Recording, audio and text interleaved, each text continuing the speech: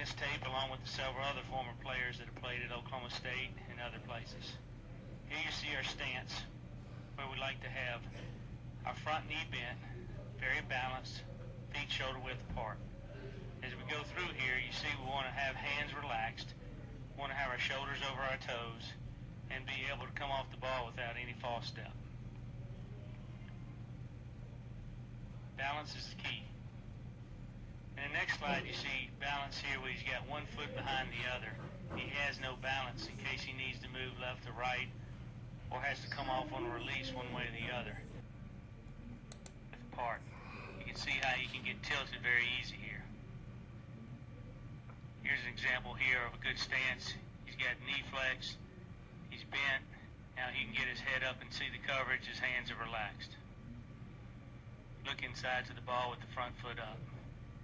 As we go to some drill tape, you see many times we'll be using a ball or a foot or a hand, something to simulate movement of the ball. Here you see former OSU great Dez Bryant and present wide receiver at the Dallas Cowboys, the #1 pick. Just a simple drill. We're moving the ball, having him come off, drive off the line, push through 5 to 6 yards at a full speed pace. You see their arm movement, but no false step. Inside foot up. Here's a back copy of the same drill, now using a hand simulating. We also bark out the signals. Use silent. All wide receivers should come off the ball when the ball moves, not listening to any crowd noise or any signals from the quarterback as far as his voice. Key is having good balance, as you see here from the back and coming off the ball in a vertical line, getting as much push and eating as much cushion of the DB as possible. Without any false steps, see, he can drive forward and not waste any time coming in and out of breaks.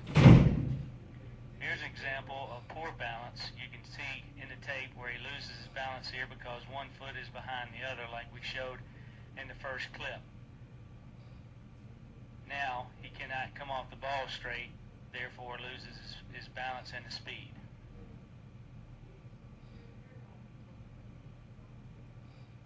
Here's a good example in one-on-ones of a stance and start along with a catch, taking it from point A to point B in the mode of from practice onto the field and just progressing to a game.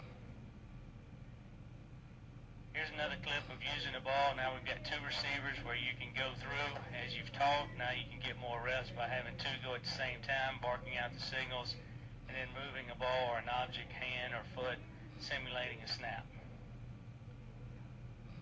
Extremely important that no pre-snap penalties that we have. Receiver chasing another.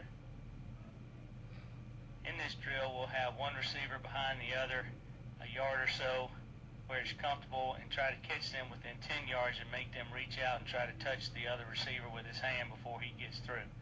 You see a couple clips of this from different end zones here. We just have them pair up and go from each other from side to side. Here's the same drill here. You can see some different things as we move through, working on the foot from one to the other. There you get a better view of how far you want to set one or the other behind it, about a yard or so. Try to reach out and touch the other. It's a good drill to develop a stance and a start without false stepping. Here's a shot from behind, gives you a better view of kind of what you want to get. Next go to is our back shoulder, back hip. Now we're getting into a few throws here, where most balls as you come across have a chance to catch, never a perfect throw, and you always want to make the perfect catch, obviously. As you see here, we're just standing and then trying to put the ball in the back shoulder or the back hip, working on the turn and the hand placement, looking the ball in obviously to the tuck, simulating a run, just getting a few throws where this ball may be. See, turning the torso and putting your chin on the ball, and your eyes will follow. Here as we go through, we're going to use a drill which we'll go down the line. It's much like running a dig or a crossing route and have the ball thrown on the back shoulder. We use the turn to see if he can stay on the line, to see what kind of flexibility they have. So it's a tight turn, the momentum's going that way, so you use that to your advantage. You see as the ball is thrown on the back shoulder, you can use a single line and have them come through, catch, turn, work the ball on the back shoulder or the back hip. locating the throws at different spots.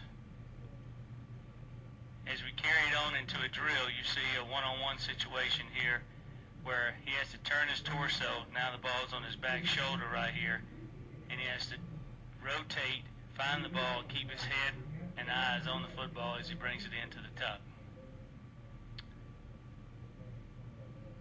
Here's an example of a comeback.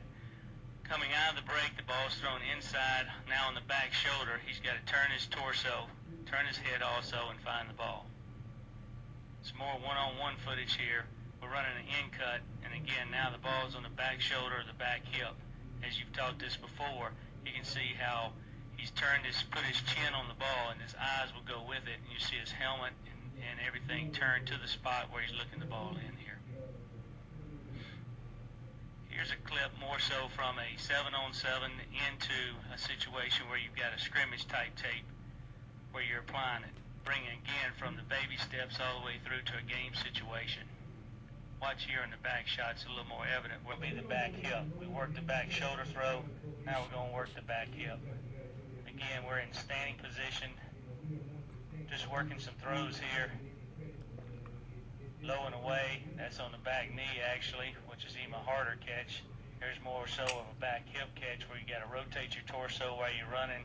Again, turning your head, putting the chin on the ball so your eyes will follow.